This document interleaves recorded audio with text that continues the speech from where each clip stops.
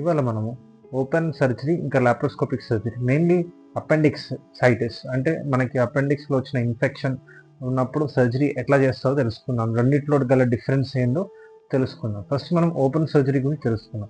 Open surgery ఏంటి అంటే, suppose ఇది ఒక మనిషి పొట్ట అనుకోండి, ఇది ఒక మ్యానిక్విన్.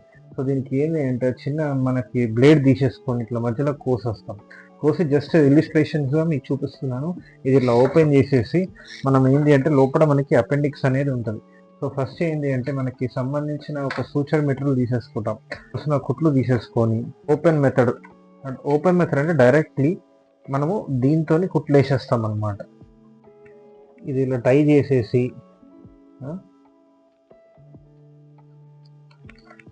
తర్వాత ఇది కట్ చేసేసి మనం అపెండిక్స్ అనేది కట్ చేసేసి తీసేస్తాం. సో ఇదేంటంటే ఓపెన్ మెథడ్. ఇప్పుడు మనము లాప్రోస్కోపిక్ సర్జరీ గురించి తెలుసుకున్నాం. లాప్రోస్కోపిక్ సర్జరీ అంటే పొట్ట అనుకోండి, ఇలా మనం కెమెరా పోర్ట్ వేస్తాం. అంటే మధ్యలోకి వెళ్ళి కెమెరా అది ఒకటి పోర్ట్ వేసేసి దాని ద్వారా టీవీలో చూసుకుంటే సర్జరీ చేస్తాం. ఇది నేను మ్యానిక్విన్ మీకు చూపిస్తున్నాను. ఇది ఒక ఎండోట్రైనర్ పైన మీకు నేను చూపిస్తున్నాను. సపోజ్ ఇది అపెండిక్స్ అనుకోండి, ఇది మనకు అపెండిక్స్. ఇప్పుడు దీనికి మనం సర్జరీ చేయాల్సి ఉంటుంది. ఎలా చేస్తుంది సర్జరీ అంటే, ఫస్ట్ మనము అది ఎక్కడ ఉందో చూసుకోవాలి.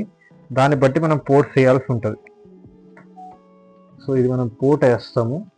అపెండిక్స్కి మన విజన్ లోపలికి తీసుకురావాల్సి ఉంటుంది. తర్వాత మనం ఏంటంటే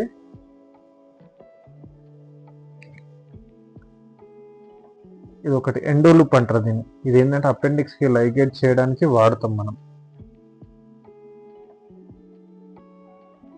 ఇట్లా మొత్తం లూప్ లాగా వేసేసి ఇక్కడ లూప్ అనేది లాగుతాం మనం. ఒక రకమైన టెక్నిక్. ఓకే, నాట్ పడిపోయిన తర్వాత మనం ఏం చేస్తామంటే ఇంకోటి మనకి సిజర్స్ అనేది ఉంటుంది, దాంతో అపెండిక్స్ అనేది కట్ చేస్తాం.